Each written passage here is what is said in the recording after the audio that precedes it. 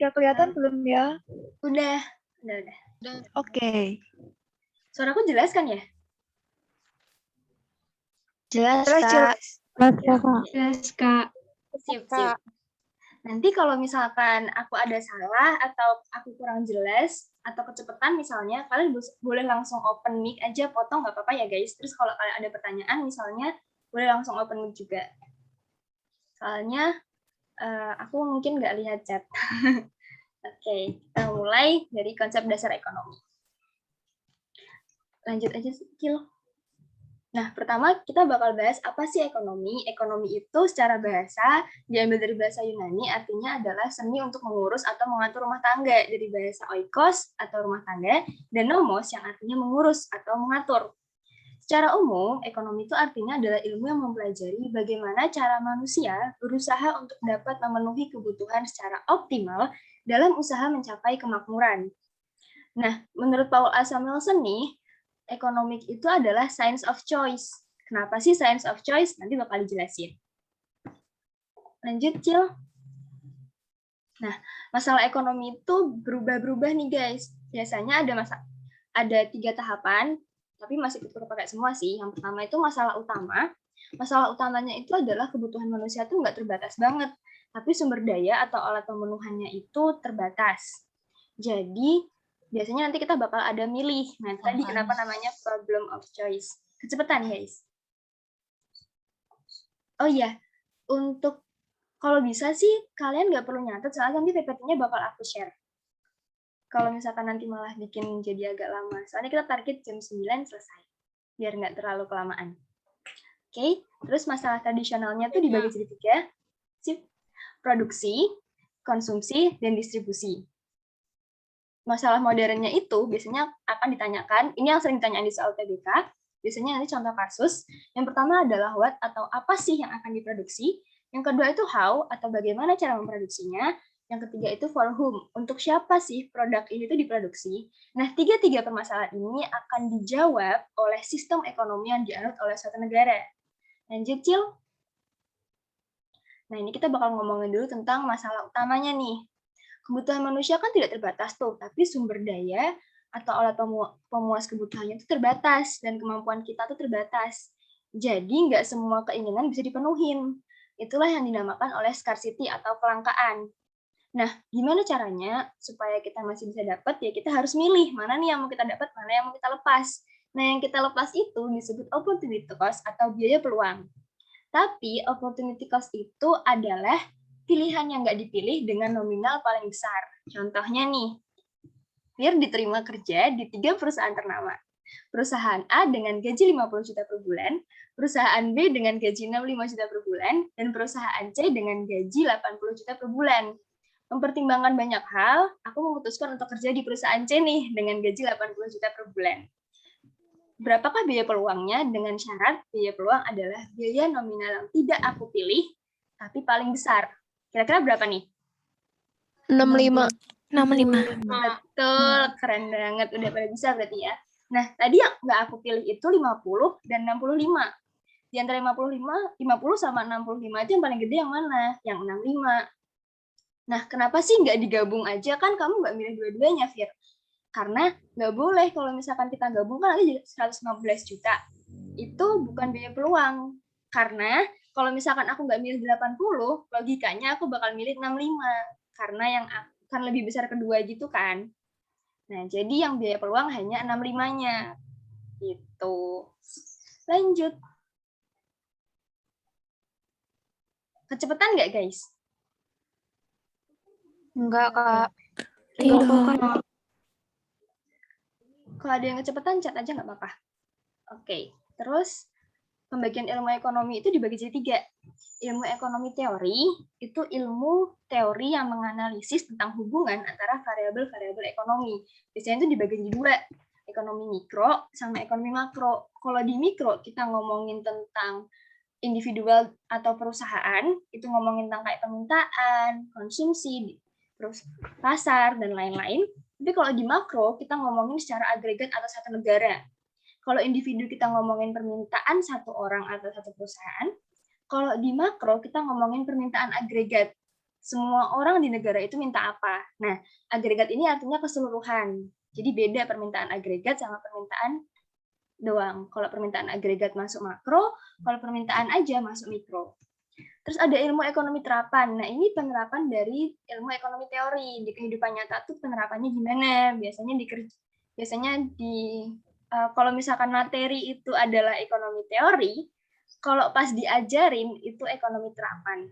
Jadi kayak udah praktek ngajarinnya gitu kan. Orang yang ngajar dapat uang, dapat gaji, itu udah terapan dari teorinya.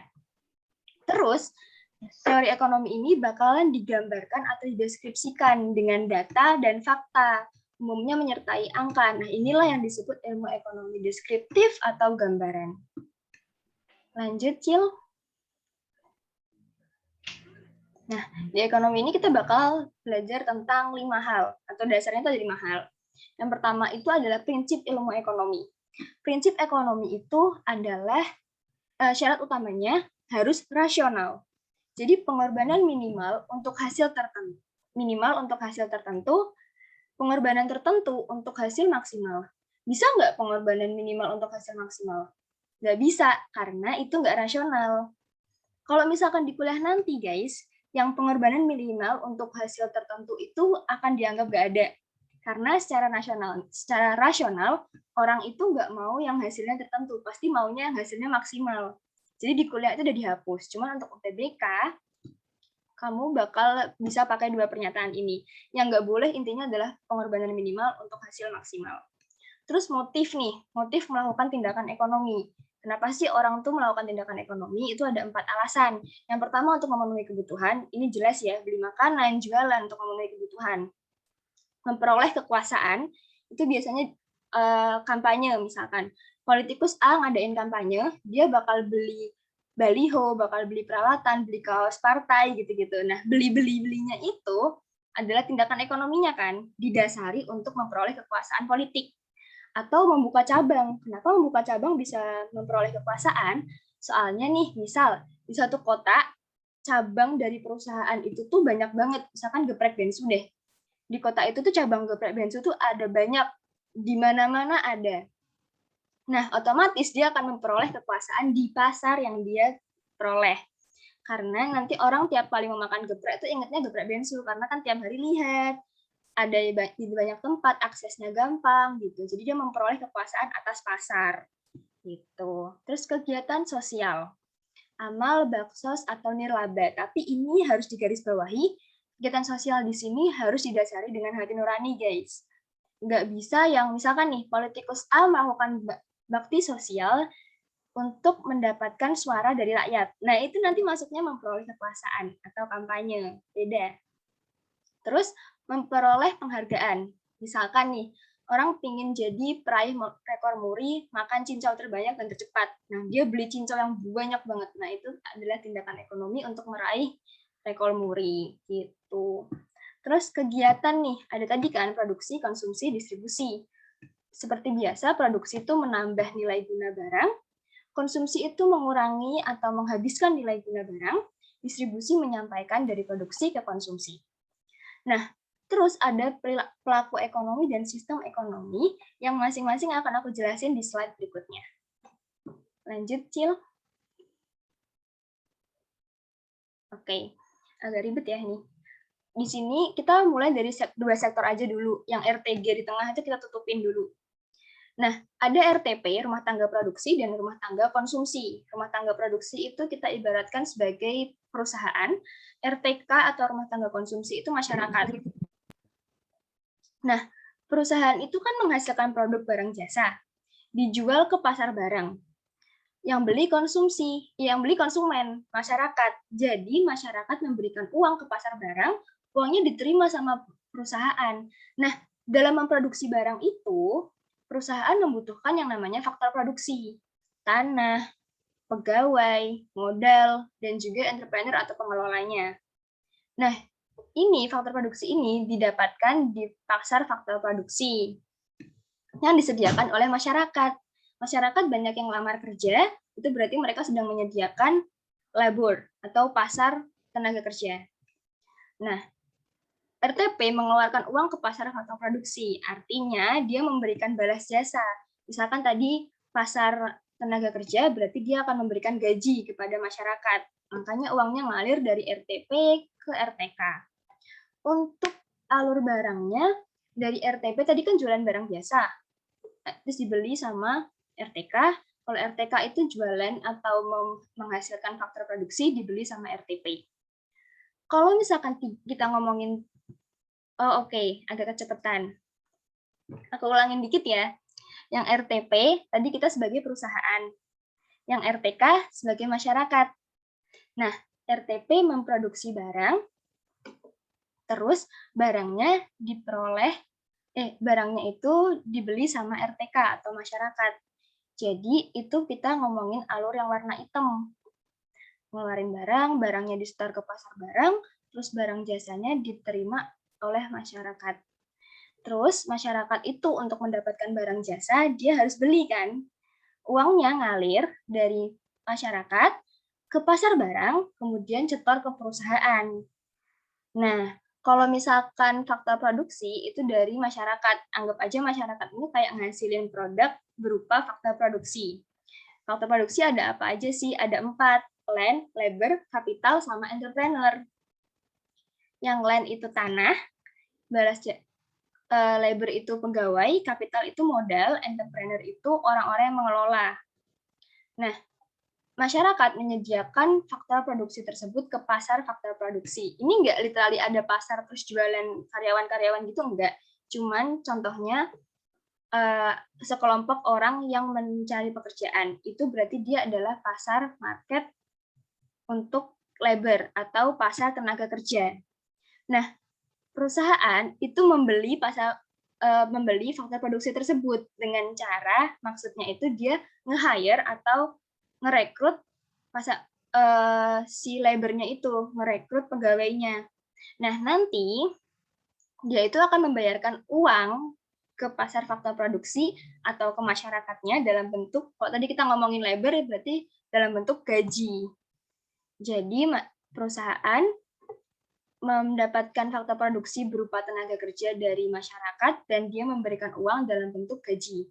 Kalau misalkan tanah ya dalam bentuk sewa, balas jasanya. Kalau misalkan modal, balas jasanya dalam bentuk interest. Kalau entrepreneur, balas jasanya dalam bentuk profit gitu. Udah bisa dipahamin? Bisa, Kak. Oke. Sip. Nggak apa-apa ya guys kalau misalkan ada yang kecepatan, ngomong aja di grup, di Zoom. Terus ini yang tulisan kecil-kecil di kiri bawah, itu tuh sebenarnya peran-perannya itu, dan tadi udah aku jelasin lewat cerita. Jadi ini bisa dibaca sendiri kalau PPT-nya udah aku upload. Terus tadi kan kita baru ngomongin 2 sektor. Ada sektor ketiga, yaitu rumah tangga government atau pemerintah. Nah, pemerintah ini fungsinya adalah menerima pajak dari masyarakat dan perusahaan. Ada kan pajak produksi, ada pajak penghasilan. Nah, itu pajaknya kemudian dikelola untuk dikembalikan lagi ke masyarakat dalam bentuk jasa pelayanan atau infrastruktur. Jadi, untuk bangun jalan, untuk ngurus-ngurus yang lain, karena baik RTP maupun RTK, baik perusahaan maupun masyarakat, itu butuh infrastruktur yang memadai. Jadi, kita harus bayar berbentuk pajak dalam bentuk kontribusi kita sebagai rakyat, supaya bisa nanti kembali lagi ke kita dalam bentuk pelayanan atau infrastruktur itu. Nah, kalau 4 sektor, itu nanti harusnya ada lagi, tapi di sini nggak aku gambarin karena nggak cukup.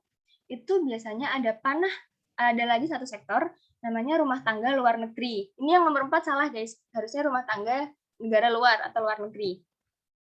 Nah, itu kalau panah keluar artinya impor, panah masuk artinya ekspor. Nanti itu ngaruhnya ke devisa. Gitu. Lanjut ya. Aman kan? Aman, Kak. Yep. Lanjut, Cil. Nah, Cil. Nah, terus tadi kan kita ngomongin sistem ekonomi juga tuh. Ada yang namanya sistem ekonomi liberal, terpusat sama campuran. Sistem ekonomi ini adalah cara untuk menjawab masalah tadi yang what, how, for whom. Yang pertama itu ada sistem ekonomi liberal, kapitalis, atau pasar bebas. Contohnya itu dianut oleh Amerika Serikat. Nah, perekonomian di sini itu dalam teorinya diatur oleh pasar sepenuhnya. Jadi pemerintah tuh hanya mengawasi, dia nggak ikut bikin keputusan gitu. Tadi misalkan buat barang apa sih yang diproduksi, ya udah terserah pasar aja. Pada minta apa, kamu bisa nawarin apa, udah buat gitu, terserah gitu. Terus gimana sih cara produksinya? Ya udah terserah kamu, yang penting jadi gitu. Karena diserahkan ke pasar kan, terserah-terserahan gitu. Terus untuk siapa sih barang ini dijual? Ya terserah kamu siapa yang mau gitu. Di pasar tuh siapa yang mau?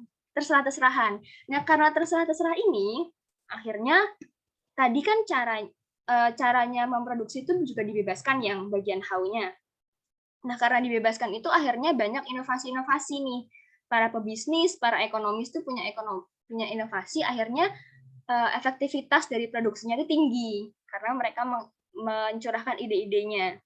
Akhirnya ada persaingan tuh di pasar.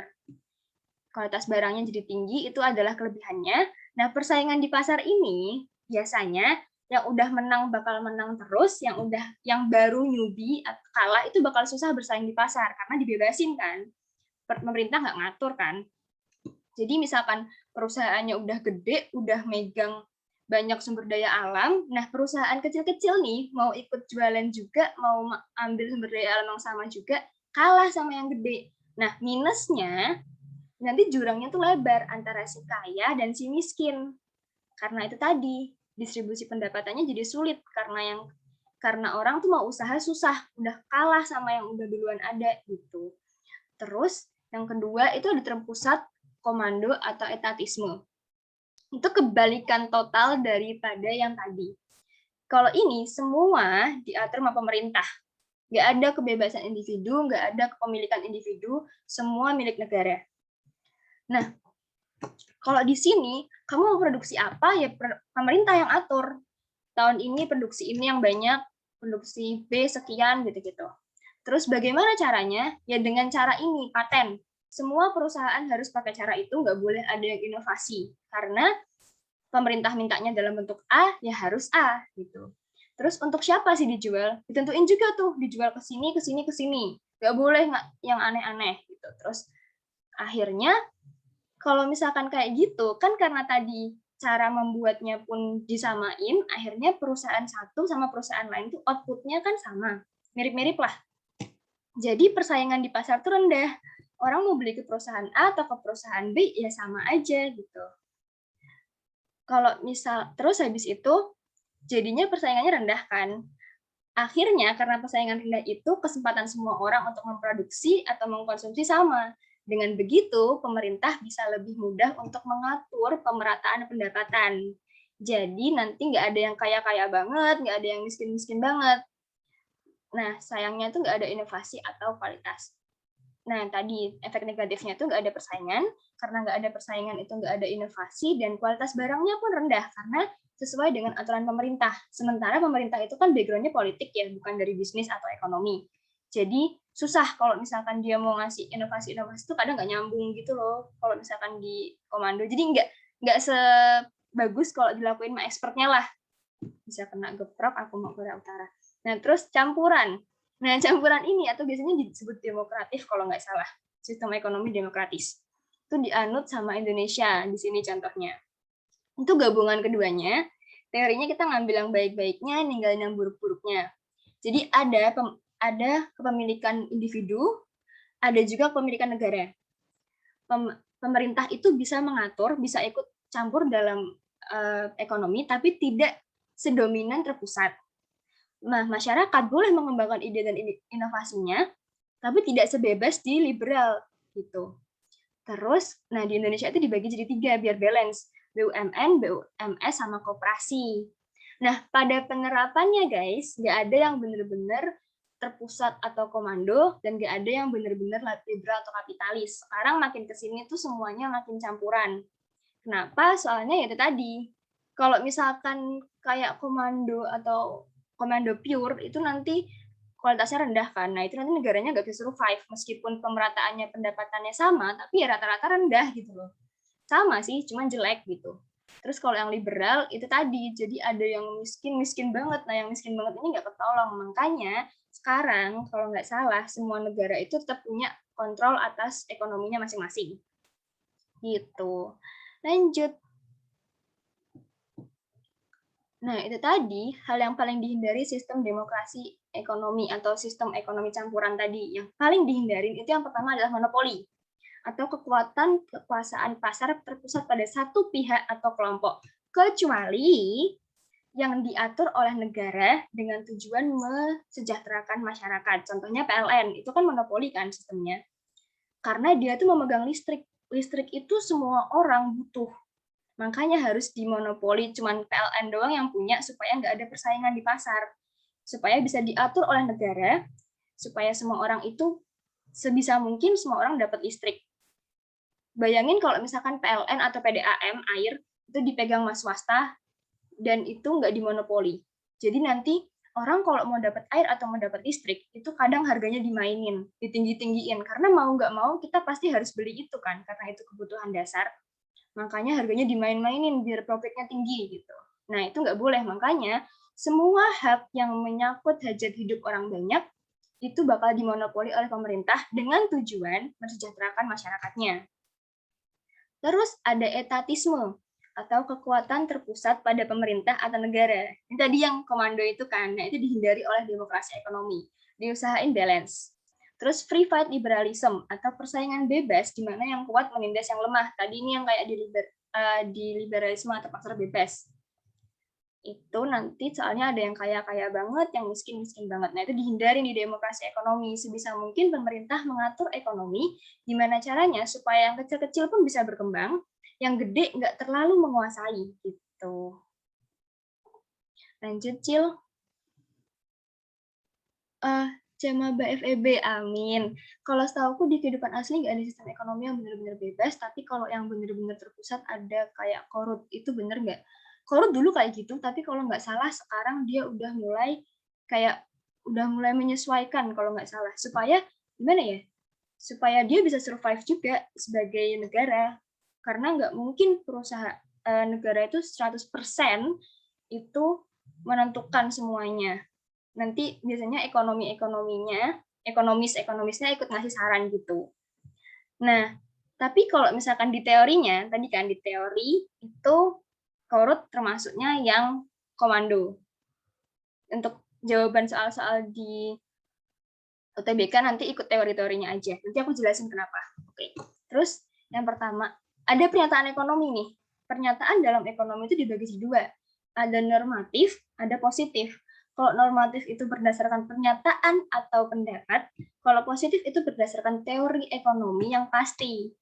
Jadi ini kalau misalkan bahasa Indonesia tuh kayak fakta dan opini gitu. Kalau misalkan biar gampangnya nih inget-ingetnya, aku biasanya gini sih. Ini sih positif pasti benar. Nah, positif fakta. Positif pasti benar. Terus kalau misalkan yang normatif, secara normatif sih harusnya ya dia kayak gini secara norma. Nah, itu kata seharusnya berarti dia merujuk ke pernyataan atau pendapat yang nggak pasti gitu. Kalau positif itu biasanya udah ada datanya, udah ada teorinya, udah ada faktanya gitu. Lanjut, Cil.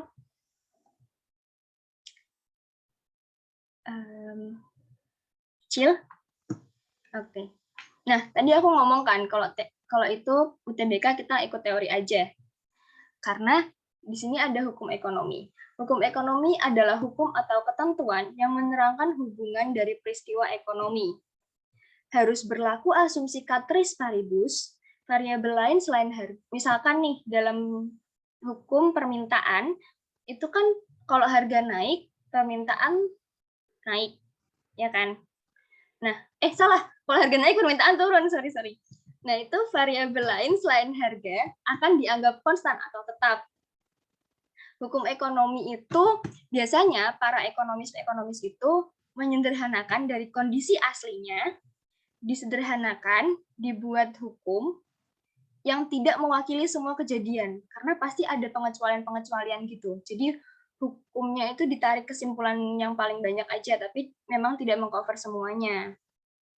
Kenapa gitu? Tujuannya dibuat hukum ekonomi atau teori ekonomi itu adalah untuk mempersimpel atau mempermudah supaya kita bisa memahami gimana sih sistem ekonomi atau gimana sih transaksi ekonomi yang terjadi gitu. Tapi apakah berlaku ke semua hal? Ya enggak, harus hukum ekonomi dan teori ekonomi itu bisa berlaku kalau ada ciri-ciri ini. Berlaku asumsi ceteris paribus nih, variabel lain dianggap tetap. Contohnya nih, album K-pop kan mahal. Kenapa orang-orang tetap beli? Dan pembelinya tuh banyak gitu. Padahal secara hukumnya, kalau harganya tinggi, permintaannya terendah. Gitu. Kenapa? Ya karena ada variabel lain yang mempengaruhi, yaitu selera. Yang mau effort banyak keluar uang itu ya yang cinta-cinta sama K-pop gitu. Jadi mau berapapun gasin lah demi opa gitu kan. Terus yang kedua itu adalah berlaku secara relatif atau tidak mutlak. Yang ketiga, berlaku tendensi ekonomi atau suatu kemungkinan yang tidak terjamin kebenarannya. Jadi memang nggak bisa semua hal di dunia ini tuh dicocok-cocokin sama hukum ekonomi. Harus ada ketentuan-ketentuan yang berlaku atau ada disclaimer-nya dulu gitu misalkan. Untuk berlaku hukum permintaan penawaran, harus ada disclaimers yang berlaku di pasar itu ya cuman hubungan antara harganya sama kuantitasnya. Gitu. Jadi kayak tadi, kenapa sih kalau misalkan di praktik aslinya itu tuh nggak ada yang bener-bener ribeler, nggak ada yang bener-bener komando. Cuman secara hukum ekonominya ada, secara teorinya ada. Karena memang mendekati, korup itu memang mendekati komando, tapi nggak pure komando, tapi teori ekonominya tuh pure. Korup dijadikan contoh karena mendekati. Meskipun pada kenyataannya tetap ada pengaruh pasar dikit-dikit gitu. Lanjut. Nah, hubungan ekonomi kasual atau searah ada hubungan yang fungsional atau interdependence, timbal balik. Kalau kasual atau searah itu misalkan tadi deh, aku ambil permintaan lagi. Nanti bakal dijelasin di bab selanjutnya permintaan penawaran. Cuma ini kayak perkenalan sedikit-sedikit aja ya. Kalau misalkan harga naik, akan mempengaruhi permintaan jadi turun. Kuantitas barang yang diminta jadi turun. Nah, kalau misalkan kuantitas barang yang diminta turun, apakah jadi harganya naik? Enggak kan? Nggak bisa dibalik kayak gitu, makanya hubungannya cuma searah. Kalau fungsional atau interdependence itu timbal balik. Contohnya apa ya? Yang bisa bolak-balik itu. Mungkin ini, pembangunan ekonomi sama kualitas SDM, kualitas kesehatan deh, kesehatan masyarakat. Kalau pembangunan ekonominya itu baik, ekonominya makmur, biasanya orang-orangnya bakal sehat, karena kan tercukupi dananya kan. Kalau orang-orangnya sehat, bisa diambil kesimpulan kalau misalkan pembangunan ekonominya itu juga lagi tinggi. Kenapa? Karena salah satu faktor untuk mengatakan pembangunan ekonomi tinggi itu adalah sumber daya manusianya berkualitas. Jadi mereka saling mempengaruhi timbal balik. Ini kalau contohnya salah, maaf ya, tapi intinya gitu dalam hubungan ekonomi. Terus, bentar, sampai sini apakah ada yang ngerasa kecepatan atau kurang paham? Mungkin bisa aku ulang. Gak ada? Aman semua? Belum, Kak. Belum ada pertanyaan. Oke, berarti aman ya. Kita lanjut dulu. Kemudian ada metode ekonomi. Ini aku nggak bisa terlalu ngejelasin karena ini biasanya dipakai untuk penelitian ekonomi. Dan jarang keluar di UTBK. Tapi kalau SIMAK UI ada kemungkinan keluar. Yang pertama itu induksi atau empiris. Jadi ada fakta ekonomi, dari fakta itu ditarik kesimpulan. Deduksi atau abstraksi, kesimpulannya itu ditarik dari teori ekonomi. Kalau sintesis, ada teori ekonomi, dibuktikan dulu, dicari fakta-faktanya, nah baru dari teori dicampur fakta, ditarik kesimpulan. Gitu. Secara sederhananya untuk memahami gitu aja guys, tapi kalau untuk contohnya aku belum bisa kasih. Semoga paham ya, dan ini nggak keluar kok di UTBK, jadi santai. Jarang-jarang. Lanjut, Cil. Nah, kita bakal ngomongin tentang teori ekonomi. Teori ekonomi itu yang pertama, yang paling sering keluar di UTBK itu teori klasik. Tokohnya itu Adam Smith, yang paling terkenal. Bukunya itu The Wealth of Nation. Teorinya itu sumber kemakmuran adalah spesialisasi kerja. Asasnya itu laissez-faire capitalism. Itu bacanya laissez-faire gitu-gitu deh, soalnya itu pakai bahasa Prancis. Jadi ya, intinya tulisannya gitu. Nah, itu inti dari asasnya itu adalah pasar itu dikendalikan dengan invisible hand. Atau di sini kita omonginnya itu permintaan penawaran sistem pasar. Invisible hand itu artinya nggak perlu ada campur tangan pemerintah, pasar itu bisa stabil sendiri kok. Meskipun pemerintah nggak ikut bikin peraturan, pasar itu akan menemukan caranya sendiri untuk kembali stabil. Jadi, Adam Smith ini menentang adanya pemerintah ikut campur ke pasar. Nah, dia itu tadi yang hubungannya sama si sistem ekonomi liberal itu. Pure maunya pasar. Pemerintah itu nggak usah ikut-ikut deh, nanti juga pasarnya bisa stabil sendiri gitu. Contohnya tuh gimana? Misalkan gini, ada paceklik atau gagal panen. Padi jadi langka nih. Akhirnya padi yang dijual itu sedikit, penawaran turun drastis. Nah, kalau penawaran turun drastis, itu harga berasnya tuh naik. Kalau harga beras naik, rata-rata semua hal naik kan, karena beras itu pokok. Nah, itu jadi inflasi. Kondisi inflasi ini kemudian menyebabkan petani yang tadinya menanam jagung beralih menanam padi. Karena kan harganya lagi naik tuh. Petani mikirnya kayak, jualan padi aja deh, soalnya kalau misalkan jualan padi sekarang banyak tuh yang mau beli. Harganya juga lagi tinggi-tingginya. Akhirnya petani yang tadinya nanam jagung tuh semuanya pada ganti nanam si padi. Akhirnya padinya banyak lagi dong kalau semuanya semuanya berhasil panennya. Akhirnya padinya tuh melimpah, nggak jadi langka tuh. Penawarannya tinggi. Suplai padi yang ada di pasar tuh banyak. Akhirnya harga padi itu turun lagi karena nggak langka. Nah, kalau harga udah turun, dia bakal menemukan titiknya untuk kembali menjadi stabil. Jadi udah nggak inflasi, permintaan nggak terlalu tinggi, penawaran nggak terlalu tinggi juga, kembali menemukan titik stabilnya. Apakah di sini pemerintah turut ikut tangan kayak ekspor padi? Enggak, di teorinya Adam Smith ini enggak. Tapi ada minusnya teori ini. Kalau diterapkan, butuh waktu yang terlalu lama. Kayak tadi misalkan, berasnya dikit, tapi petani yang menanam jagung akhirnya beralih menanam padi. Nah, dalam proses menanam padi, ganti dari jagung ke padi itu kan butuh berbulan-bulan kan. Nah, masa berbulan-bulan ini orang-orang pada nggak makan? Kan stok berasnya kan kurang. Nah, jadi memang benar pada waktu tertentu pasar akan kembali menemukan titik yang stabil. Cuman itu bakal ngambil waktu yang terlalu lama. Dan dalam prosesnya itu nanti akan banyak yang dikorbankan. Contohnya itu salah satunya adalah the Great Depression ya. The Great Depression itu adalah akibat dari adanya ini. Jadi waktu itu pemerintah benar-benar nggak mau ikut campur sama ekonomi pasar, terus ya udah dibiarin. Makin lama tuh depresinya terus gitu. Akhirnya diambil kesimpulan bahwa meskipun teori ini benar, pemerintah itu tetap harus mengambil langkah karena untuk menyelamatkan orang-orang tadi.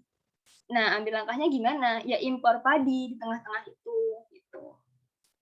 Supaya semua orang tuh bisa makan dan harganya nggak tinggi-tinggi banget di dalam negeri, gitu. Nah, karena ada itu tadi masalah ini, akhirnya ada yang mencetuskan pemerintah harus ambil tindakan nih. Nah, karena itulah nanti muncul teori ekonomi lain. Lanjut. Langsung semuanya aja. Ini jarang banget dibahas semua, guys. Cuman aku bahas 2 aja ya. Nanti kalian bisa baca-baca sendiri di PPT-nya, karena yang biasanya keluar itu cuman tadi, Adam Smith yang klasik sama ini, John Maynard Keynes. Jadi J.M. Keynes inilah yang akhirnya mencetuskan, nggak bisa nih, kalau Great Depression terus-terusan, orang-orang nanti mati. Ya nanti bakal balik sih, kondisinya stabil, cuman mau kapan, mau berapa orang yang bakal mati gitu. Akhirnya, dia mencetuskan pemerintah harus ikut campur. Nah, disinilah dia menegaskan di bukunya yang berjudul General Theory of Employment, Interest, and Money, dia itu menegaskan bahwa pemerintah sebagai penengah antara RTP dan RTK. Jadi nggak bisa semuanya itu dilepas-lepasin ke pasar. Harus ada campur tangan pemerintah supaya tidak banyak korban. Gitu. Sisanya nggak usah aku bahas ya guys, karena lama juga. Oke. Jenis-jenis kebutuhan, barang, dan jasa. Lanjut, Cil. Jenis-jenis kebutuhan itu dibagi berdasarkan 5 hal. Yang pertama itu berdasarkan intensitas kepentingannya. Ada barang primer, sekunder, tersier. Primer itu yang kita butuhin banget, yang harus pertama kali dipenuhin kalau kita punya uang. Sandang, pangan, papan. Sekunder itu yang dipenuhin kedua ketika kita punya uang berlebih. Itu komunikasi dulu, transportasi, obat-obatan untuk hidup lebih nyaman. Simpelnya gini, kita memenuhi primer, kita bisa hidup. Bisa bertahan hidup lah minimal. Kita memenuhi sekunder, kita bisa bertahan hidup dengan lebih nyaman. Kalau kita memenuhi tersier, punya uang banyak nih, udah terpenuhi primer sekundernya, ya udah kita bisa penuhin tersier, barang-barang mewah, mobilnya mewah, gitu-gitu. Itu kita kalau kita bisa memenuhi tersier, kita bisa hidup dengan sangat amat nyaman, gitu. Terus berdasarkan waktunya, kebutuhan itu ada dua, kebutuhan sekarang sama kebutuhan yang akan datang. Misalkan aku lapar, aku makan ya, aku butuh sekarang, nggak mungkin nanti pas tahun depan. Kalau asuransi itu kita tumpuk dulu, kita kan bayar tuh, bayar transaksi itu termasuk jenis kegiatan ekonomi. Untuk kebutuhannya itu nanti kalau terjadi sesuatu, itu asuransi, berarti kebutuhan yang akan datang. Sifatnya itu ada jasmani sama rohani. Kalau jasmani ya biasalah, pakaian, makanan, alat olahraga. Rohani itu sajadah, mukena, peci, sarung. Nggak harus selalu ini sih. Misalkan nonton konser, itu juga termasuk ke rohani kalau nggak salah. Karena kita memaksimalkan batin kita, biar kita senang, biar kita hidup tanpa kesedihan yang berlebih, gitu-gitu. Makanya kita nggak disebut kebutuhan rohani. Terus, berdasarkan bentuknya ada material dan imaterial. Kalau material itu barang, kalau imaterial itu jasa. Dan berdasarkan subjek yang butuh, ada kebutuhan individu, kita sehari-hari butuh makan, butuh minum, butuh apa aja yang buat kita sendiri itu kebutuhan individu. Kalau kebutuhan sosial, itu kebutuhan sekelompok. Misalnya dibangun jalan raya, ngeluarin uang waktu membangunnya itu, berarti itu adalah tindakan ekonomi yang dibutuhkan oleh sekelompok orang, atau kebutuhan kelompok berdasarkan subjek sosial, atau satu kelas untuk tiket, gitu-gitu. Gampang lah ini bedainnya. Lanjut. Ada pertanyaan dulu nggak sampai sini? Ada? Belum, Kak. Oke, belum. Belum ada, Kak. Sip. Lanjut, Cil. Nanti kita di akhir ada sesi ngerjain soal, jadi kalau ada pertanyaan, mending ditanyain pas aku lagi ngejelasin. Dipotong gitu nggak apa-apa. Karena nanti di akhir aku nggak akan nanya ada pertanyaan gitu, enggak. Lanjut, Cil.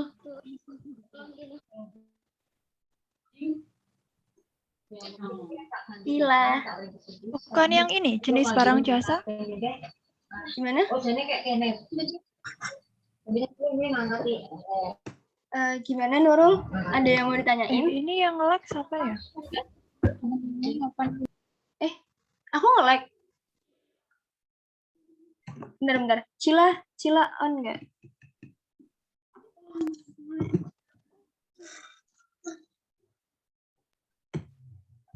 Lanjut mungkin, Cil. Aku nge-lag. Sorry, nge-lag. Oh, oke. Tak kirain aku. Kalau misalnya aku nge-lag, langsung dipotong aja ya, guys. Oke. Nilai barang. Kayaknya yang tadi belum deh, Kak. Belum dijelasin yang tadi. Yang mana? Sebelumnya. Yang slide sebelumnya itu, Kak. Ini? Yang ini ya? belum. Oh, ini. Oh, ya. Oke. Ini belum.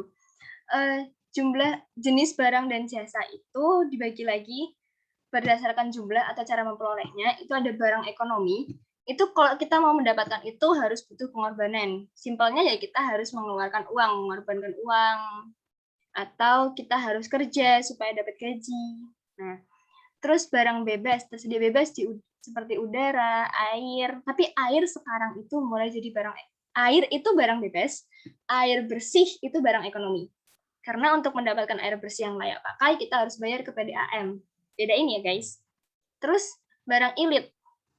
Barang ilit itu kalau misalkan berlebihan itu jadi bencana. Contohnya banjir.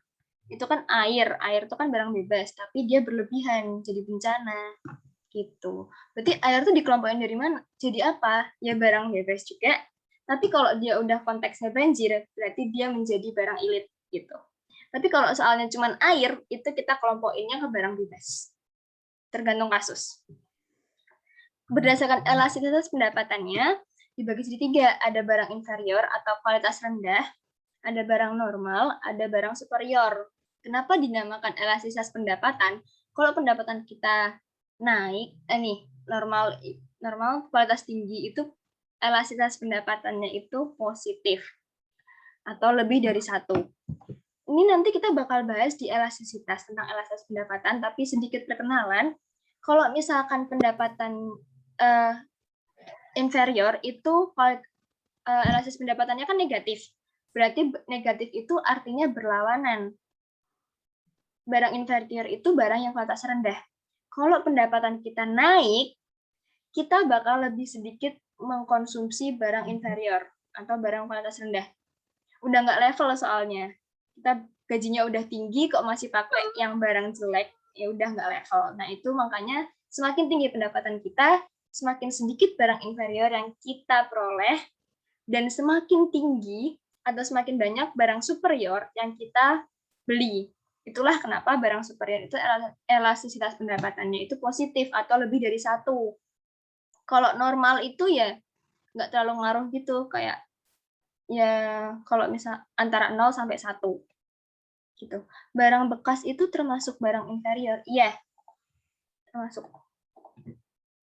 Second gitu. Terus habis itu penggunaan itu ada barang produksi sama barang konsumsi. Kalau barang produksi itu bahan baku produksi, kalau barang konsumsi itu untuk keperluan konsumsi. Nah, ini deh, aku dari tadi lagi mikir gitu, apa ya yang barang inferior. Nah ini, barang given. Barang given itu apa? Barang given itu termasuk ke produk inferior, termasuk ke barang inferior. Tapi kalau misalkan barang given itu dia itu nanti lebih dipakai ke penyelewengan di hukum permintaan. Kalau hukum permintaan tadi kan menurut hukumnya tuh kalau misalkan harganya rendah ya, kita bakal minta barang itu lebih banyak. Tapi di khusus barang given ini harganya itu terlalu rendah sehingga permintaannya itu jadi turun juga. Apa sih contohnya? Misalkan nih, ayam geprek 2.000. Nah, itu kan 2.000 kayak terlalu rendah banget gak sih? Kita mau makan tuh kayak, nah 2.000 tiren nih pasti. Ayam mati dipakai nih. Nah, itu akhirnya kita nggak jadi beli. Nah, itulah kenapa barangnya rendah. Akhirnya harganya rendah, tapi permintaannya tuh malah turun drastis gitu loh. Itu namanya given. Given masuk ke inferior, tapi tidak semua barang inferior adalah given. Ingat ya. Ada yang mau tanyain, Nashwa? Maaf, Kak. Oke, santai. Di buku juga ada contoh barang given itu garam. Aku kurang tahu deh nih kalau yang garam. Coba nanti kalau aku cari dulu ya kalau given garam. Kalau misalkan aku nemu, nanti aku upload di Twitter atau di TKA Ekonomi. Kalau misalkan nggak nemu, berarti nggak aku upload. Kalau nggak aku upload, berarti aku nggak nemu. Aku baru tahu loh given itu garam. Barang spekulasi lebih ke permintaan ya, Kak. Iya, barang spekulasi itu nanti dibahas permintaan. Jadi contohnya nih, emas. Kamu beli, meskipun harganya tinggi, kamu tetap beli emas. Kenapa? Karena kamu berspekulasi, emas ini harganya bakal naik nih nanti. Jadi aku beli sekarang, gitu. Itu spekulasi. Jadi meskipun harganya tinggi, permintaannya tetap tinggi. Karena emas harganya kalau nggak salah nggak pernah turun ya. Jadi itu barang investasi gitu loh. Terus apa lagi? Contoh barang normal apa, Kak? Apa ya? Baju mungkin barang normal tuh barang yang nggak terlalu jelek-jelek amat, nggak itu banget, nggak mewah-mewah banget. Jadi baju yang biasa kayak kaos oblongan itu menurutku masuk ke normal gitu. Jadi kayak kalau misalkan pendapatanmu naik pun kamu nggak otomatis nggak beli baju normal kan. Kamu bisa aja tetap beli baju yang biasa karena ya butuh buat di rumah gitu loh. Jadi nggak terlalu signifikan antara, contohnya tuh gini, kita ambil kasus baju ya. Baju second, baju yang jelek itu masuk ke kualitas inferior. Ya, hubungannya sama pendapatannya positif, tapi antara 0 sampai 1. Jadi dia tuh nggak terlalu drastis gitu maksudnya. Nah, misalkan kita baju yang second, baju yang jelek, itu masuk inferior. Kalau pendapatan kita masih kecil, kita bakal mampunya cuma beli barang yang jelek itu, baju yang jelek itu. Kalau pendapatan kita naik, kita udah nggak beli lagi dong baju jelek itu. Minimal kita beli baju yang layak pakai. Nah, baju yang layak pakai itu barang normal. Nah, kalau gaji kita naik lagi, tapi naiknya nggak signifikan ya, naik dikit gitu, kita nggak langsung berhenti beli baju yang layak pakai, karena kita juga nggak apa-apa lah pakai baju layak pakai gitu, kemana-mana. Kalau misalkan kalau misalkan pendapatan kita naik tinggi, mungkin kita bakal langsung beli baju-baju branded tuh. Baju branded tuh masuk ke barang superior atau kualitas tinggi. Berarti barang normal itu sesuai pendapatan ya, Kak? Ini lewat direct message. Kalau misalkan nanya lewat itu aja nggak apa-apa. Lewat everyone, biar semua orang tahu pertanyaannya. Ada pertanyaan dari Rain, berarti barang normal itu sesuai pendapatan ya, Kak? Lebih tepatnya sesuai dengan elastisitas pendapatan. Jadi, sesuai dengan perubahan pendapatan yang kamu punya. Misalkan, ya itu tadi, nanti ini bakal lebih dibahas di elastisitas pendapatan. Kalau aku bahas semua di sini, nanti bakal bingung yang belum belajar elastisitas. Simpelnya adalah, kita kalau normal itu jarang banget keluar di UTBK. Karena itu tadi, contohnya relatif per orang. Nah, kalau yang inferior itu sering, tapi paling bentuk pertanyaannya itu cuma gini. Barang yang kalau pendapatannya naik, justru semakin dikit dibeli. Atau gimana lah bahasanya lebih bagus dikit. Nah, intinya kalau misalkan harga pendapatan kita naik, kita malah lebih sedikit membeli barang itu. Berarti itu barang apa? Barang inferior jawabannya. Kenapa? Karena hubungannya negatif. Pendapatan naik, kita beli barang itu semakin sedikit turun gitu. Bisa dipahamin kan ya? Bisa, Kak. Bisa, Kak. Kak. Sip. Bisa, Kak. Terus penggunaannya. Nah, kasih responnya. Kalau penggunaannya tadi udah ya, barang produksi untuk bahan baku produksi, konsumsi ya untuk keperluan konsumsi. Terus dengan hubungannya dengan benda lain, substitusi itu pengganti, komplementer itu pelengkap. Contohnya substitusi itu motor dan mobil, atau motor dan angkot. Kalau kamu naik motor, ya kamu nggak mungkin secara bersamaan naik mobil. Atau kalau lagi nggak ada motor, ya naik mobil. Kalau lagi nggak ada mobil, ya naik motor. Milih gitu, digantiin. Kalau komplementer itu pelengkap. Kalau kamu suka teh manis, kamu punya teh, komplementernya ya gula. Gitu. Izin nanya nanti bakal ada di share gitu nggak Kak materinya? Ada, nanti bakal aku upload materinya di, kalau kalian lihat headernya TKA Ekonomi, ada bit.ly/TKA Ekonomi, itu nanti bakal aku upload di situ, di belajar bareng. Kentang sama beras barang substitusi kan Kak? Iya. Kalau kamu mau makan nasi pakai french fries, ya silahkan sih. Cuman di sini konteksnya adalah, kalau kamu nggak bisa beli nasi, kamu beli kentang aja, itu udah nggak apa-apa gitu. Jadi kayak menggantikan gitu, kamu bisa pilih salah satu dan itu udah fine-fine aja gitu. Terus proses pembuatan barang mentah, barang setengah jadi dan barang jadi.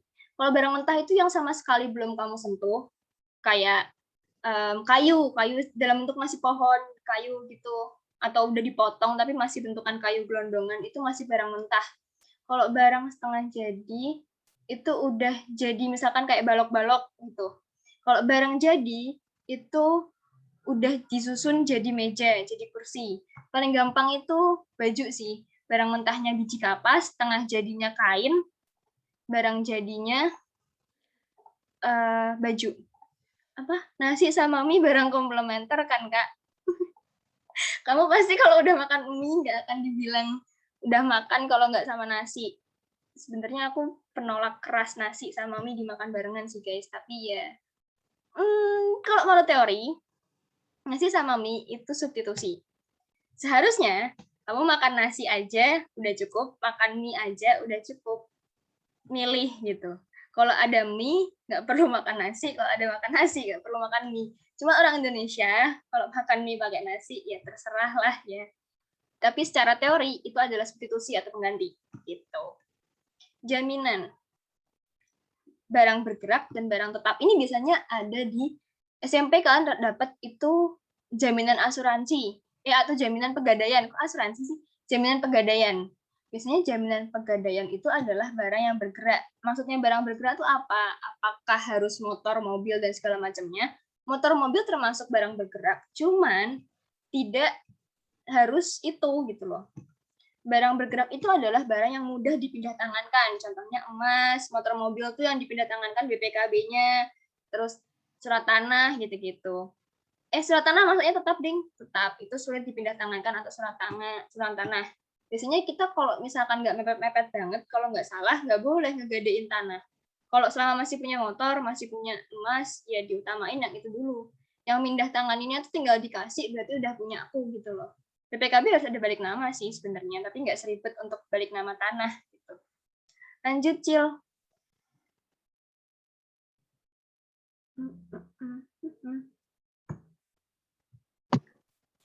Oke. Terus berdasarkan nilainya itu, nilai barang itu bisa dibagi dua. Ada nilai pakai, ada nilai tukar atau harga. Nilai pakai yang subjektif itu gunanya itu bakal berbeda dari setiap pengguna. Contohnya, pacul akan lebih berguna dipakai sama petani. Dia nggak akan seberguna itu kok kalau dipakai sama chef gitu. Bernilai berbeda. Misalkan nih, yang paling gampang, misalkan boneka dari mantanmu atau dari pacarmu lah. Nah, itu bagi kamu tuh berharga banget boneka dari pacarmu. Tapi boneka itu belum tentu berharga kalau dia dikasih sama orang lain yang nggak kamu kenal gitu. Jadi nilai pakai itu subjektif. Terus nilai pakai objektif bernilai sama bagi setiap pengguna. Dipakai dengan keperluan yang sama. Misalkan mau orang itu adalah CEO atau petani, ya sendok tuh dipakainya buat makan. Nggak mungkin ada CEO yang pakai sendok terus buat nulis gitu. Jadi setiap orang itu nilainya ya sama-sama aja. Mau sendok, mau tangan, ya samalah, nggak terlalu spesial gitu. Kalau nilai tukar, kalau tadi itu kita dipakai, dinilai saat kita memakainya. Kalau nilai tukar itu dinilai saat kita menggunakannya untuk alat transaksi. Berharga berbeda setiap, nilai tukar subjektif itu berharga berbeda setiap orang. Ini kalau nggak salah, aku nggak tahu contoh aslinya yang sekarang, tapi kalau aku bisa ngasih contoh itu, contohnya dulu waktu masih barter. Bagi orang-orang yang tinggal di pegunungan, ikan tuh berharga banget. Bisa ditukerin sama 3 ton sayur gitu, saking dia berharga banget gitu. Nah, untuk menghindari nilai tukar subjektif yang kadang nggak balance antara yang beri sama yang nerima, itu akhirnya diciptakanlah mata uang supaya bisa lebih objektif. Nah, nilai tukar objektif itulah berharga sama karena sudah disepakati bersama. Itu contohnya mata uang. Gitu. Terus nilai guna barang. Tadi yang aku bilang petani cangkol-cangkol itu sebenarnya lebih ke sini sih. Yang pertama itu dari place utility. Sweater itu akan lebih berguna kalau dipakai di dataran tinggi yang sejuk dibanding kalau di pantai. Karena di pantai itu panas, kita nggak akan butuh sweater gitu, nggak guna sweater. Kalau elementary utility, suatu benda itu berguna atau memiliki nilai karena kandungannya yang udah alamiahnya ada di situ gitu. Contohnya telur, dia itu mengandung protein. Mau diolah, direbus, digoreng, dijadiin apa, itu tetap dia ada proteinnya gitu. Makanya dia berguna karena kandungannya. Hai Kak Ping. Terus ada service utility. Suatu benda akan berguna karena layanan yang melengkapinya. Contohnya televisi. Televisi kalau misalkan nggak ada channel-channelnya, itu boring, kayak cuman kotakan aja. nggak ada isinya sama sekali kan. Juga bisa radio. Radio itu kan kita ngedengerin karena kita mau ngedengerin isi-isinya kan. Kayak channel-channelnya itu kan. Frekuensi berbeda itu. Kalau nggak ada itunya ya ngapain gitu. Makanya dia punya kegunaan karena dia punya layanan gitu. Terus form utility. Suatu benda akan berguna ketika bentuknya diubah. Contohnya tadi, potongan kayu kalau udah jadi meja atau jadi perabotan rumah itu bakal lebih berguna ketimbang ketika dia jadi balokan doang gitu. Terus ownership. Tadi, cangkul akan lebih berguna kalau dimiliki oleh petani daripada dimiliki oleh chef gitu. Time utility, suatu benda akan lebih berguna kalau waktunya pas. Contohnya jas hujan, dia akan berguna banget kalau lagi hujan. Kalau pas panas, ya nggak guna kita punya jas hujan. Storage utility itu suatu benda lebih berguna setelah disimpan dalam waktu yang lama. Contohnya wine atau lumbung padi. Ini storage utility itu baru setauku. Biasanya cuma ada 5, terus ketambah 6, terus ketambahan 1 storage utility. Jadi wine, kalau misalkan semakin lama dia disimpan, nggak apa-apa. Wine semakin lama disimpan, itu dia akan lebih tinggi harganya, karena lebih enak katanya. Nggak tahu sih, nggak pernah minum. Lanjut, Cil. Nah, teori nilai, ini deket-deket akhir nih. Teori nilai itu ada objektif sama subjektif. Kalau nilai objektif, ada nilai produksi dari Adam Smith, teorinya Adam Smith, bahwa nilai barang itu adalah nilai biaya produksi barang tersebut, RWIP. Ini nanti kalian akan pelajari di pendapatan nasional kalau nggak salah. Terus teori nilai tenaga kerja oleh David Ricardo, itu nilai barang sama dengan banyaknya tenaga kerja yang menghasilkan barang tersebut. Jadi barang yang diproduksi oleh 5 orang dianggap lebih berharga daripada barang yang diproduksi oleh 1 orang doang. Karena pasti lebih detail, lebih tinggi kualitasnya, dan segala macam. Terus teori nilai reproduksi atau kali adalah nilai barang sama dengan biaya pembuatan kembali barang tersebut. Kalau dia dibuat lagi, kayak minyak bumi misalkan, untuk memproduksi lagi itu butuh bertahun-tahun dan lama, biayanya juga tinggi. Makanya dia nilainya tinggi gitu. Terus teori nilai pasar oleh Hume dan Locke. Nilai barang sama dengan nilai yang ditentukan supply dan demand di pasar. Teori nilai lebih milik Karl Marx itu nilai barangnya adalah nilai upah rata-rata tenaga kerja, di mana upahnya itu lebih kecil daripada upah semestinya. Teori nilai subjektif, hukum Goosen 1 dan 2, akan dipelajari nanti, dan teori nilai batas oleh Karl Menger, nilai suatu barang adalah setinggi nilai unit yang paling rendah manfaatnya dalam memenuhi kebutuhan. Tahan dulu, Cil. Di sini yang bakal sering keluar itu biasanya teorinya nilai produksi Adam Smith sama teori nilai tenaga kerjanya David Ricardo. Sama mungkin Karl Marx sih. Karl Marx jarang. 2 itu yang sering keluar. Jadi pastiin yang itu hafal. Tapi kalau untuk simak dan segala macamnya, yang lain mungkin keluar. Gitu. Lanjut, Cil. Nah, ini kita udah langsung latihan soal nih. Aku serahin kalau latihan soal sama Cila. Oke, terima kasih, Fir. Lanjut ya, kita langsung ke latihan soal. Yang pertama, faktor berikut adalah penyebab terjadinya kelangkaan kecuali apa nih yang tahu jawabannya? Boleh langsung on mic atau ditulis di chat.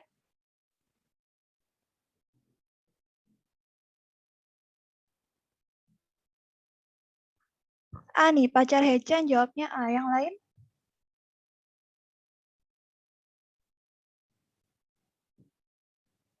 Kedengeran nggak ya suaraku? D. Kedengeran Yang kok. lain D. Yang D, Boleh. Oke, ada D dan A nih. Jawabannya D, yang Kak. D ya. Ya, betul sekali. Oke, bentar. Yang D, Kak. Nah, kenapa yang D?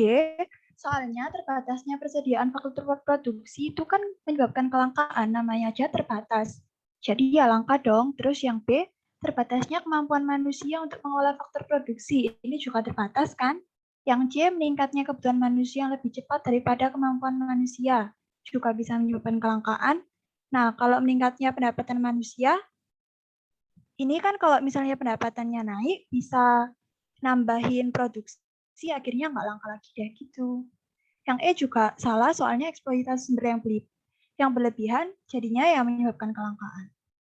Paham? Apa ada pertanyaan? Paham, Kak. Oke. Paham. Nomor 2, perusahaan melakukan survei pasar untuk mengetahui kebutuhan masyarakat. Hal ini akan membantu perusahaan menjawab salah satu masalah dasar ekonomi, yaitu Oke, C, A, D juga. Produksi. Kak. Iya, kayaknya. Oke. Benar ya, jawabannya A. Soalnya kan ini poinnya perusahaan melakukan survei pasar untuk mengetahui kebutuhan masyarakat. Berarti kan pertanyaannya, apa sih yang dibutuhin masyarakat? Jadi apa yang diproduksi? Kayak gitu. Paham?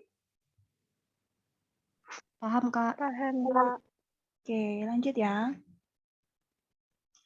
Nomor 3, nilai barang yang harus dikorbankan untuk memperoleh barang lain yang lebih memberikan manfaat disebut, tadi udah dijelasin nih sama Fir. C. Opportunity. Opportunity cost. Wah, mantap banget nih ya. C, betul, opportunity cost. Oke, lanjut, apa ada pertanyaan? Lanjut, Kak. Oke. Berpindahnya produk dari suatu wilayah ke wilayah lainnya akan menciptakan apa nih? E, Kak. E. Ya, benar sekali, E. Kok nggak bisa? Ya, betul, manfaat tempat. Soalnya kan yang berpindah tempatnya berarti kalau dari satu wilayah ke wilayah yang lain. Inti masalah ekonomi adalah, apa tuh inti masalahnya? Yang B, Kak. B. Yang B, Kak. Yang B, Kak. Yang B, Kak. Atau B ya? Jawabannya B, Kak. Yang B, Kak. B, Kak. bener ya, yang B. Inti masalah ekonomi itu kan kelangkaan tadi. Nah, bagaimana memenuhi kebutuhan hidup tak terbatas dengan sumber daya yang terbatas. Kalau misalnya yang lainnya tuh juga bisa, cuma bukan inti masalahnya. Kayak gitu, paham? Paham, Kak. Oke, lanjut. Benda berguna karena zat yang terkandung di dalamnya, seperti makanan dengan kandungan protein. Hal ini menunjukkan D, Kak. Elemen utility. D, elemen. ya benar ya, elemen utility. Kalau time tadi kan di waktu tertentu, kalau place tempat tertentu, form itu ketika bentuknya diubah, kalau service benda berguna karena layanannya. Terus yang nomor 7, udah paham kan? Paham, Kak. Oke, mantap. Nomor 7, kaitan antara suatu peristiwa dengan peristiwa ekonomi yang lain disebut dengan hukum ekonomi. Sebab berusaha dengan pengorbanan seminimal mungkin untuk mendapatkan tertentu disebut prinsip ekonomi. Ini soalnya hubungan sebab akibat ya. B. B. Ada yang B, D? Yang Benar ya? B apa C nih? Halo, halo.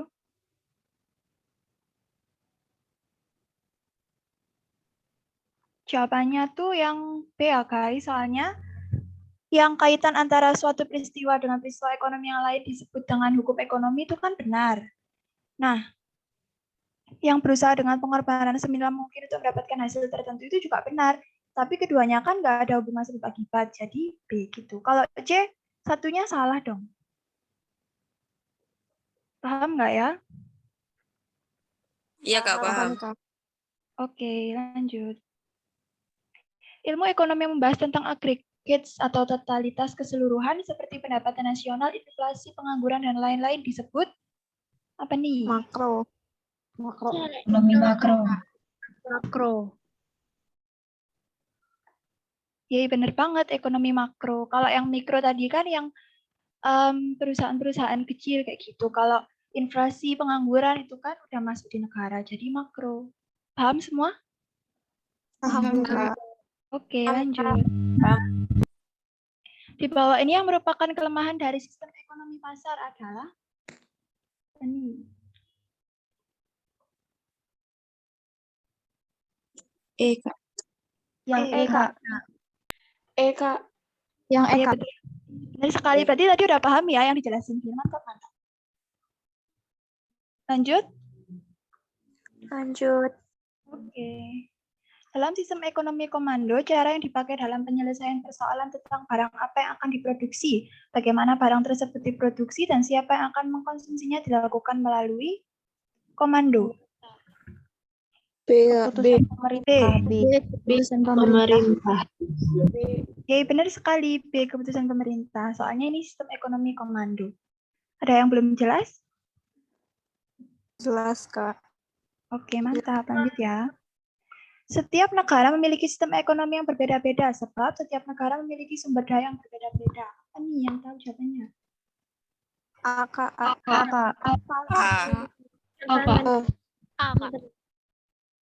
Wah, mantap ya. Aduh. Benar sekali A, soalnya setiap negara memiliki sistem ekonomi berbeda-beda dan setiap negara memiliki sumber daya berbeda-beda itu ada hubungan sebab akibatnya.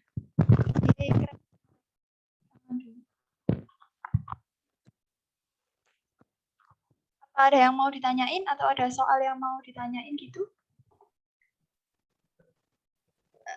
Oh, itu untuk yang nggak ada pilihan abjadnya, itu karena ini tipikal soal UTBK yang B. Jadi, untuk option A itu artinya pernyataan 1 benar, pernyataan 2 benar, dan berhubungan sebab akibat. Pernyataan B itu artinya benar-benar, tetapi tidak berhubungan. Opsi C itu artinya yang pertama benar, yang kedua salah. Yang D itu artinya salah. Yang pertama salah, yang kedua benar. Terus kalau E itu semuanya salah gitu. Oh iya teman-teman, mau minta tolong. Mungkin bisa bantu isi form evaluasi supaya aku sama Cila nanti kedepannya bisa lebih berkembang lagi buat sesi TK ekonomi selanjutnya. Udah aku drop link formsnya ya di chat. Gitu. Jangan lupa diisi ya. Jangan lupa diisi mau ya. ada pertanyaan, boleh nih tanya-tanya dulu. Iya, mau ada pertanyaan nggak? Bentar. Beli kumpulan soal di Zenius. Di soalnya ada grafik. Boleh dijelasin nggak grafik apa yang dimaksud? Soalnya benar, ada banyak banget grafik di ekonomi. Cuman mungkin bukan dibahas di bab ini. Yang nomor 11, kenapa berhubungan tuh, Cil? Ditanya.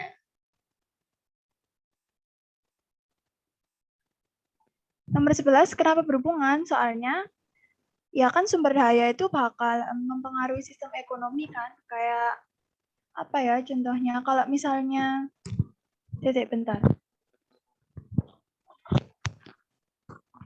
Kenapa sumber daya berhubungan sama sistem ekonomi yang berbeda-beda ya? Contohnya tuh kayak misalnya apa ya? Fir boleh bantu jawab? Oh, kalau misalkan ini berhubungan karena misalkan tadi negara Korea Utara sama negara Amerika Serikat itu kan sumber dayanya berbeda kan.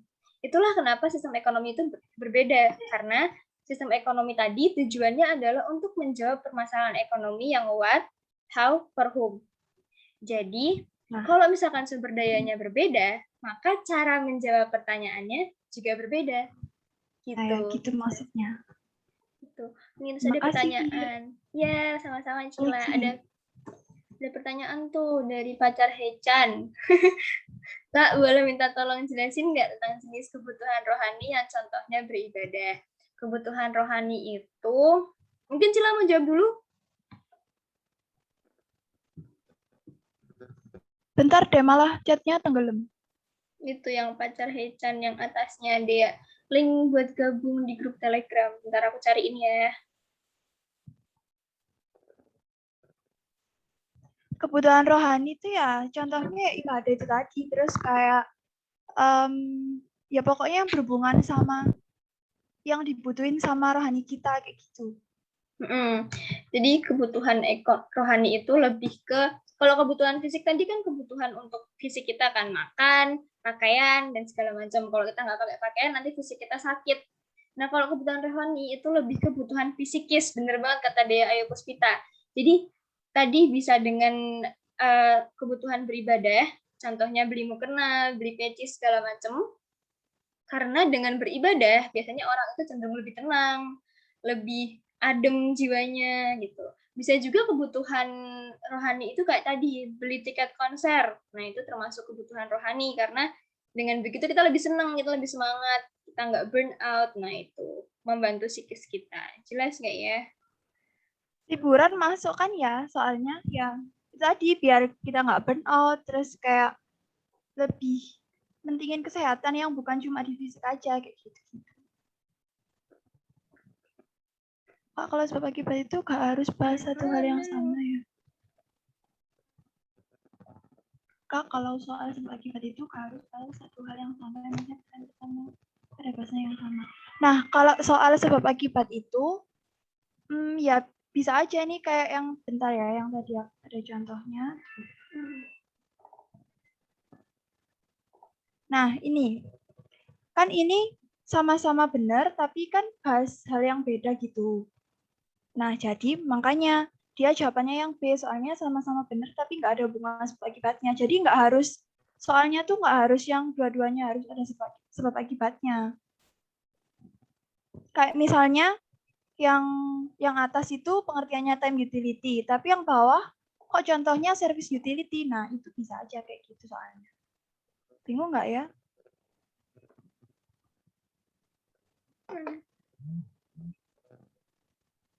Paham apa bingung? Siapa tadi yang nanya? Oke.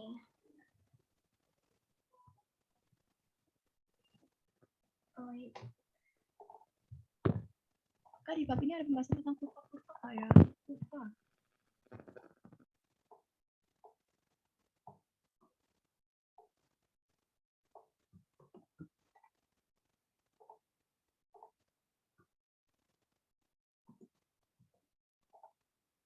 Oh, wait. Iya, untuk link Telegram bentar ya, lagi aku salinin nih, udah ada nih linknya. Nah, nih untuk link Telegram t.me/TKA Ekonomi.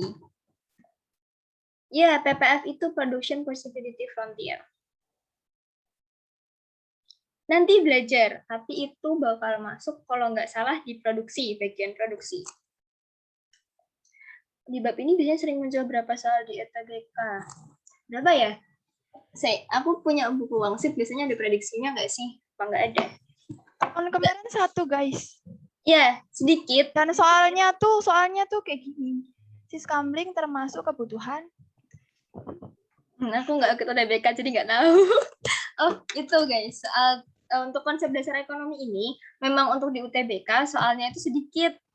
Cuman 1 atau 2 maksimal. Tapi random, kita nggak tahu yang keluar itu yang mana. Dan kalau kita nggak paham sistem konsep dasar ekonomi ini, kita nggak, most likely nggak bisa paham bab-bab selanjutnya. Ya, gitu. Terus ada lagi. Maksud aku kalau misal opsi yang benar A, tapi di 2 pertanyaan itu bahas 2 hal yang beda. Kayak tadi nomor 11. Nomor 11 gimana sih abangnya? Kecil. Tiap negara. Oh, bisa. Karena bahas 2 hal yang beda, itu maksudnya karena atasnya bahas sistem ekonomi, bawahnya bahas sumber daya gitu ya. Bisa, yang penting berhubungan. Biasanya kalau A itu, yang bawah adalah alasan dari terjadinya yang atas. Jadi benar-benar harus paham gimana alur ceritanya tiap kejadian ekonomi. Gitu. Bisa beda. Kak, jawaban siskamplingnya apa, Kak? Jawabannya apa, Cil? Aku sih jawabnya sosial ya. Oh, Bener kali iya ya, bener. Tak kirain kayak semacam, ya bener, kebutuhan sosial. Karena yang butuh kan manusia satu kampungnya itu. Jadi nggak cuman kebutuhan Pak RT-nya doang, tapi satu kampung gitu. Iya bener. Jadi dipahami konsepnya, benar-benar dipahami aja. Soalnya nanti soal yang keluar tuh random banget gitu. Apa nih? Tahun ini aku ikut SBMPTN soal soal tipe sebab akibat tuh biasanya selalu ada minimal 5 soal karena itu termasuk tipe soal B. Ada tipe soal A, ada tipikal B, ada tipikal C. Ini kalau udah latihan-latihan tryout, kalau bimbel latihan tryout itu pasti ada. Kak, kalau ekonomi banyak keluar di buku Deking atau Wangsit nggak? Soalnya aku linjur. Aku juga linjur kok. Untuk TK Deking itu menurutku ya bagus buat kalau misalkan kamu anak linjur, bagus buat dasar materinya. Kalau Wangsit itu bagus buat latihan soalnya. Tapi sedihnya di Wangsit adalah soalnya akurat, cuman kunci jawabannya kadang nggak akurat. Kalau Deking itu Oh, itu materinya aja. lengkap. Apa? Buku SKS. Warna kuning. Buku SKS, tapi kalau anak linjur tidak disarankan karena sangat padat. Jadi kalau kamu nggak paham, belum pernah belajar baca SKS tuh bener-bener kayak cuman apa ya keseluruhannya. Buku SKS itu bagus ya, untuk benar. review, gitu. Untuk reviewnya itu bagus. Aku stop itu ya, stop recording ya. Kita mulai masuk ke pertanyaan